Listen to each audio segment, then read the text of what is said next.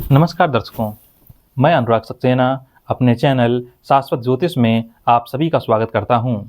मित्रों, आज हम चर्चा करेंगे कुंडली में बनने वाले विवाह विलंब के योग के बारे में। आखिर हमारे विवाह में देरी क्यों होती है? वैसे तो जो 20-25 साल की उम्र है वो तो शिक्षा में ही चली जाती है, पीजी यूजी सब करने में चली जाती है। फिर बच्चे कैरियर बनाने के लिए भी कम से कम 25 साल तक का समय ले लेते हैं, उनका कैरियर बनने में ही समय लग जाता है आजकल। तो हम ये कहते हैं कि यदि आपकी उम्र जो है 30 के ऊपर जा रही है तो हम कहते हैं कि अब विवाह में विलंब हो रहा है। 30 तक की उम्र को अपन विलंब नहीं मानते आज के समय में, लेकिन जैसे ही उम्र 30 के पार चली जाती है तो हम कहते हैं विवाह में विलंब हो रहा है। तो आखिर इस विवाह में विलंब के लिए कौन कौन से ग्रह जिम्मेदार हैं, आज हम इस विषय को ज्योतिषीय दृष्टिकोण से देखने का प्रयास करेंगे। हम देखेंगे कुंडली में ऐसे कौन कौन से ग्रह हैं, ऐसे कौन कौन से भाव हैं, ऐसे कौन कौन से ग्रहों की युति ये है, ऐसे कौन कौन से योग हैं जो विवाह में विलंब करवाते हैं। तो हम देखेंगे सबसे पहला है 7वें घर में शनि बैठा हो। ठीक है, बहुत से जो ज्योतिष के दर्शक हैं जिनकी ज्योतिष में रुचि है वो इस बात को जानते होंगे, या जिनके 7वें भाव में शनि बैठा हुआ है वो इस बात को महसूस करते होंगे कि जिनकी कुंडली में शनि बैठा हुआ है, यहाँ पर बैठा शनि, 7वें घर में बैठा शनि विवाह में विलंब करवाता है। और मेरी सलाह ये भी है कि जब भी किसी की कुंडली में 7वें घर में शनि बैठा हो वो विवाह के लिए किसी प्रकार की जल्दबाजी ना करें। विवाह में जल्दबाजी करना नुकसानदायक होगा। अब यहाँ पर लगे हाथ हम यह भी समझाना उचित समझेंगे कि यदि यहाँ पर लगन में शनि बैठा है तो आपका कोई भी काम समय पर नहीं होगा, आपके हर काम में विलंब होगा, क्योंकि यहाँ पर बैठा शनि विवाह में विलंब करवाता है। इस ग्रह की दृष्टि, तीसरी दृष्टि भाग्य भाव में पड़ती है तो आपका भाग्य भी आपको परेशान करेगा। इस ग्रह की दृष्टि जो है पहले भाव में पड़ती है तो आपको स्वास्थ्य संबंधी किसी प्रकार की परेशानी हो सकती है। हो सकता है आपके शरीर में किसी प्रकार की समस्या हो, आप जो है जो चाहते हैं, जिस योग्य हैं, वो उस योग्यता के अनुसार आपको चीज़ें जल्दी ना मिलें। यदि इस शनि की दृष्टि यहाँ पर चौथे भाव में पड़ती है तो हो सकता है सुख में आपके किसी प्रकार की कमी आ जाए, भौतिक सुख सुविधाओं को जुटाने में आपको समस्या हो शुरुआत में। लेकिन ये बात भी निश्चित है कि 36 साल के बाद, क्योंकि शनि का जो फल देने का समय कहा गया है 36 साल के बाद कहा गया है। वैसे तो 30 साल के बाद शनि शादी करवा देता है, लेकिन फिर भी आप मान लीजिए विलंब करवाता है। पर ऐसा नहीं कि ये देता नहीं है या ये शादी करवाएगा नहीं, सिर्फ इसका काम है विलंब करवाना। शनि का काम है विलंब करवाना। यहाँ पर बैठा शनि हर काम में विलंब करवाएगा, पर आपको देगा तो जोरदार तरीके से देगा। यहाँ पर बैठा शनि आपके भाग्य को भी 36 साल के बाद बहुत ऊंचा उठाएगा। आप जो जो चाहते हैं, इस सुख भाव में दृष्टि पड़ रही है तो यहाँ पर भी बैठा शनि आपको 36 साल के बाद भरपूर सुख सुविधाएं देगा। जो भी भौतिक सुख सुविधाएं होती हैं वो सब कुछ शनि प्रदान करने में आपको सक्षम है, बस आपको धैर्य रखना है। लेकिन यदि आपके पास धैर्य नहीं है तो फिर यहाँ पर आपके लिए मुसीबत बन सकती है। ये शनि आपके लिए यहाँ पर मुसीबत बन सकता है। तो मेरी सलाह है कि धैर्य रखें, है ना, और शादी में किसी प्रकार की जल्दबाजी ना करें। शनि जो है धैर्य का कारक है, शनि विलंब का कारक है, विलंब होने दीजिए। और ये विलंब ही आपके लिए अच्छा है, और आपको जो शादी है वो किसी मैच्योर लड़के से या मैच्योर लड़की से होगी। तो ये है 7वें भाव के शनि की विशेषता। हम अगले सूत्र में आते हैं। ये हमारा पहला सूत्र था। ये जो दूसरा सूत्र है हमारा, दूसरा सूत्र कहता है कि मंगल और शनि की युति,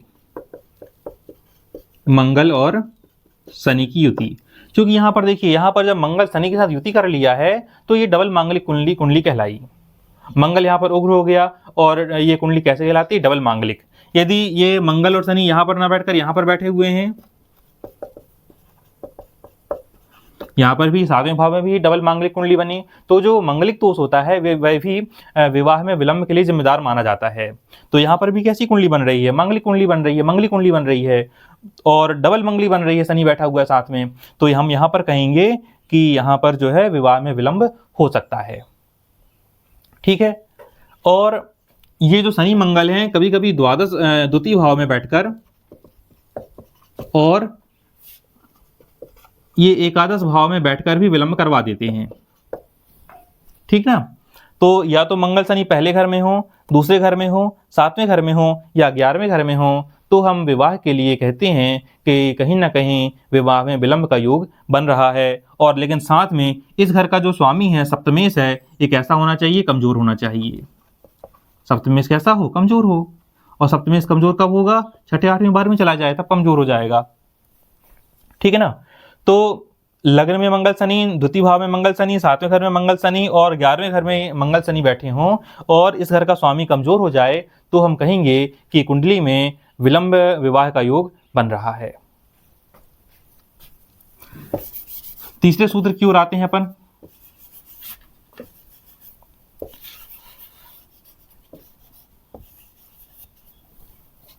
जो हमारा तीसरा सूत्र है वो क्या कहता है? तीसरा सूत्र कहता है कि अष्टम भाव में मंगल बैठा हो।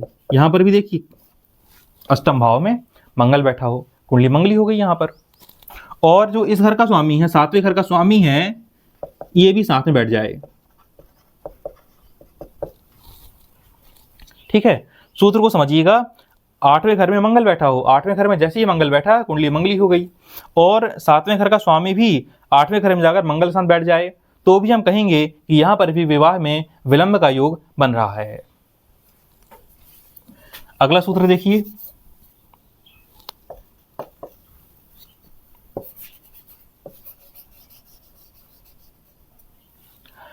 हमारा अगला सूत्र है, यहां पर मंगल बैठा हो, कुंडली यहां पर भी मंगली बन रही है, 7वें घर में मंगल बैठा हुआ है और लग्न में राहु और शुक्र बैठे हैं,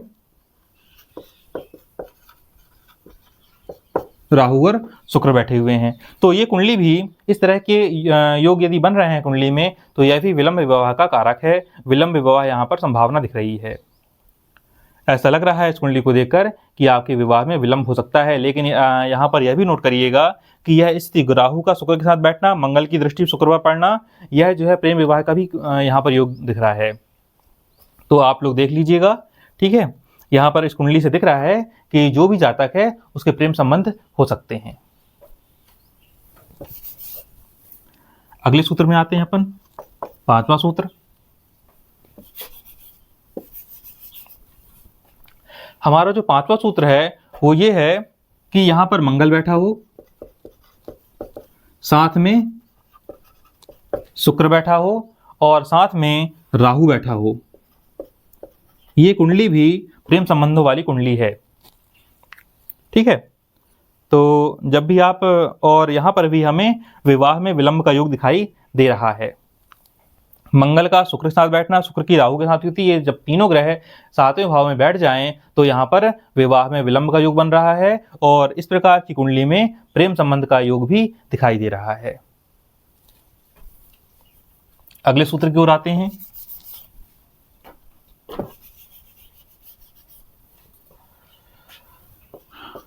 छठवां नंबर, जो हमारा छठवां नंबर है वो ये कहता है कि यदि 7वें भाव में सूर्य हों और मंगल बैठे हों, फिर यहां पर जो कुंडली है वो डबल मंगली हो गई। ठीक है ना, मंगल बैठा है, मंगली है, मंगली साथ एक और पाप ग्रह बैठ जाए तो डबल मंगली हो जाती है। और साथ में सप्तमेश, इस घर का स्वामी, इस घर का स्वामी कौन है? सप्तमेश है। ये कुंडली में कहीं पर भी केतु के साथ बैठा हो, कुंडली में कहीं पर भी बैठा हो, 7वें घर में सूर्य मंगल की युति है और इस पूरी कुंडली में 12 घरों में कहीं पर भी सप्तमेश केतु के साथ यदि बैठ जाता है तो हम कहते हैं कि यह स्थिति जो है विवाह में विलंब के लिए जिम्मेदार है। ऐसे में विवाह विलंब से हो सकता है, पूरी पूरी संभावना है यहाँ पर। ठीक है, हम अगले योग पर आते हैं। अगली स्थिति देखते हैं हम।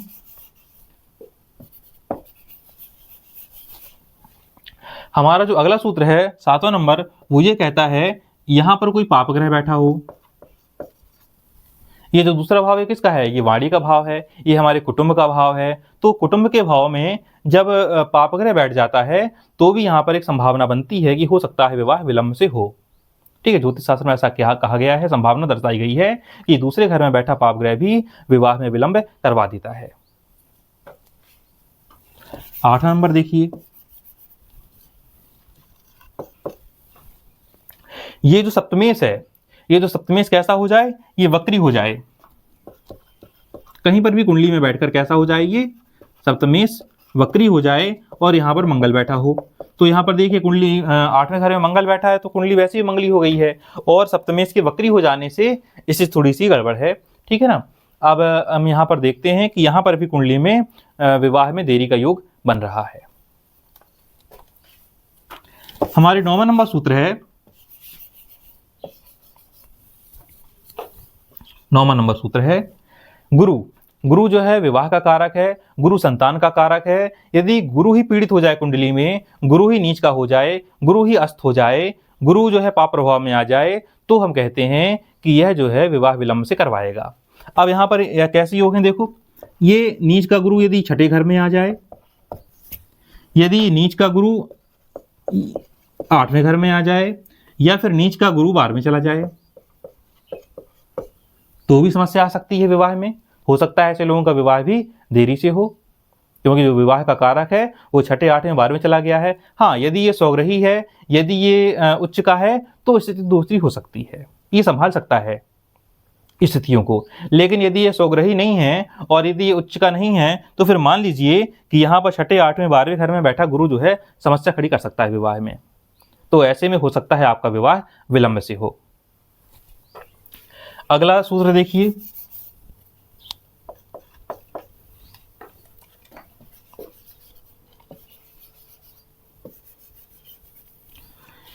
यहां पर चंद्र और राहु की युति हो, तो जब 7वें घर में चंद्र और राहु बैठे हों, यहां पर देखिए, यहां पर क्या बन गया, यहां पर चंद्र ऋण दोष बन गया है, और साथ में कुंडली में कहीं पर भी शुक्र जो है नीच का हो जाए। शुक्र नीच का कब होता है? शुक्र जब 6 नंबर में बैठा हो, शुक्र जब कन्या राशि में बैठा होता है तब शुक्र नीच का होता है। कुंडली में कहीं पर भी शुक्र नीच का बैठ जाए, 7वें घर में चंद्रमा और राहु बैठे हों, और इस घर का स्वामी ये जो सप्तमेश है वो कैसा हो, वो अस्त हो जाए, अस्त या कमजोर हो जाए। ठीक है, तो अब यहां पर देखिए 7वें घर में चंद्रमा और राहु बैठे हैं, 7वें घर में चंद्रग्रहण दोष बना हुआ है, कुंडली में शुक्र नीच का हो गया है, और इस घर का स्वामी सप्तमेश या तो अस्त हो जाए या कमजोर हो जाए, तो भी हम कहेंगे यहां पर विलंब विवाह का योग बन रहा है। हमारा अगला सूत्र है 11वां नंबर। 11वां नंबर का सूत्र है, देखते हैं हम, विलंब विवाह कब होता है? जब लग्न में शनि बैठा हो। जब लग्न में शनि बैठा होगा तो इसकी दृष्टि कहां पर पड़ेगी? 7वीं दृष्टि 7वें घर में पड़ेगी, जो कि फिर से विवाह में विलंब करवाएगी। अब यदि यहां पर फिर से कोई पाप ग्रह बैठा हो, मंगल बैठा हो या अन्य कोई पाप ग्रह बैठा हो, ठीक है, जब पहले घर में शनि बैठा हो और 7वें घर में मंगल बैठा हो या अन्य कोई पाप ग्रह बैठा हो, तो भी हम कहेंगे कि यहां पर विवाह में विलंब का योग बन रहा है। ठीक, एक तो कुंडली मंगली हो गई यहां पर, और दूसरा शनि की दृष्टि भी पड़ गई है, तो हम देखेंगे यहां पर कि विवाह में विलंब हो सकता है। हमारा जो अगला सूत्र है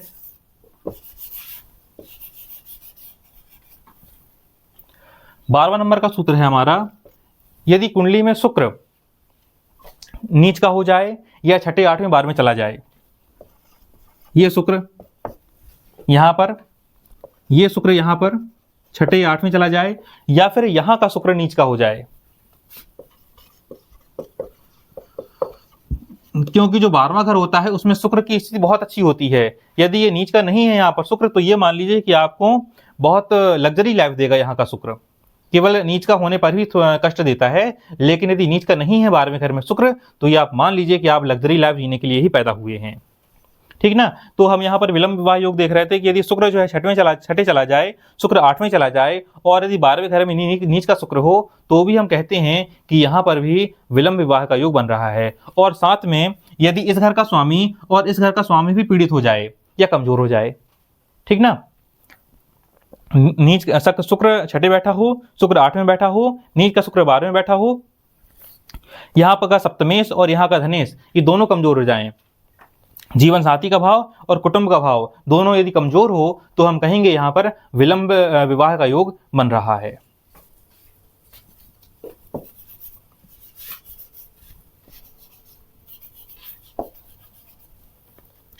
दूसरा है कि यदि यहां पर सूर्य हो और चंद्र हो, यह भी एक प्रकार का दोष ही है। सूर्य और चंद्र का साथ होना अच्छा नहीं माना जाता, ठीक है, क्योंकि चंद्रमा की सारी पावर चली जाती है, और इस योग पर शनि की दृष्टि पड़ जाए, ठीक ना, एक तो ये घर वैसे भी दोषी हो गया, चंद्रमा यहाँ कमजोर हो गया, पूरी तरह किसी मतलब का नहीं रह गया चंद्रमा, और यहाँ पर इस घर में शनि की 7वीं दृष्टि 7वें घर में पड़ गई है, तो हम कहेंगे कि यहाँ पर भी विलंब विवाह का योग बन रहा है।